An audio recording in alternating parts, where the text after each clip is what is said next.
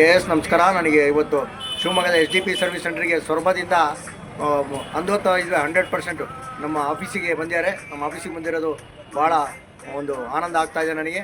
ಯಾಕಂತಂದರೆ ಇವರು ಸಂಗೀತವನ್ನು ಸಹ ಹೇಳ್ತಾರಂತೆ. ನೋಡೋಣ, ಕೇಳೋಣಂತ ಬನ್ನಿ ಇವರು ಏನೇನು ಹೇಳ್ತಾರೆ ಅಂತೇಳಿ. ಫೋನ್ ಮಾಡ್ಕೊಂಡು ನಾನು ಇನ್ಸ್ಟಾಗ್ರಾಮ್ ಆನ್ ಮಾಡಿಕೊಡ್ತೀನಿ.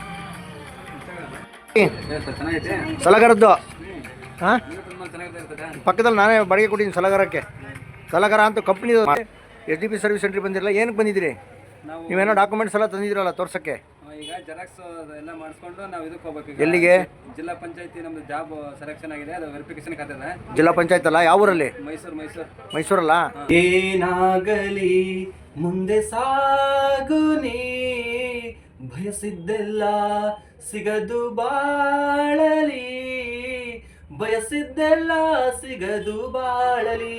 ಓ ನನ್ನಾಡೆ ನನ್ನ ಮಾತು ಸುಳ್ಳಲ್ಲ. ಧನ್ಯವಾದಗಳು. ತುಂಬ ಚೆನ್ನಾಗಿ ಹಾಡು ಹೇಳ್ತೀಯಾ.